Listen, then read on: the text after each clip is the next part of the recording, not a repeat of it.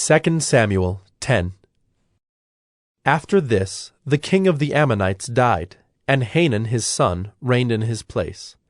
And David said, I will deal loyally with Hanun the son of Nahash, as his father dealt loyally with me.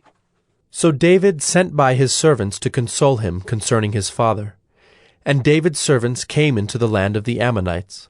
But the princes of the Ammonites said to Hanun their lord, Do you think because David has sent comforters to you that he is honoring your father? Has not David sent his servants to you to search the city, and to spy it out, and to overthrow it? So Hanun took David's servants, and shaved off half the beard of each, and cut off their garments in the middle, at their hips, and sent them away.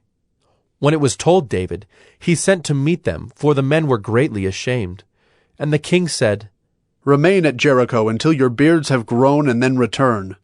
When the Ammonites saw that they had become a stench to David, the Ammonites sent and hired the Syrians of Beth-rehob, and the Syrians of Zobah, 20,000 foot soldiers, and the king of Maacah with 1,000 men, and the men of Tob, 12,000 men.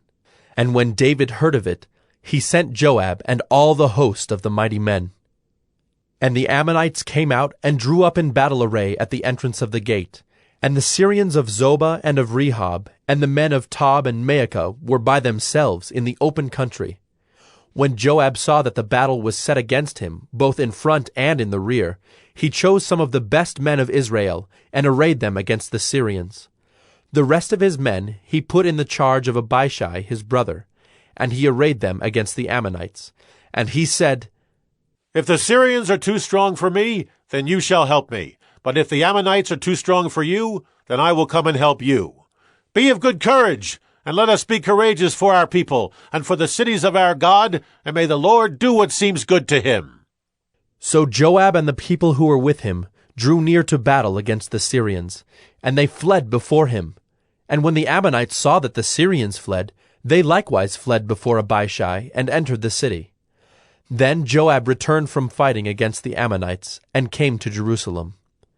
But when the Syrians saw that they had been defeated by Israel, they gathered themselves together. And Hadad-ezer sent and brought out the Syrians who were beyond the Euphrates. They came to Helam, with Shobach the commander of the army of Hadad-ezer at their head. And when it was told David, he gathered all Israel together, and crossed the Jordan, and came to Helam. The Syrians arrayed themselves against David, and fought with him.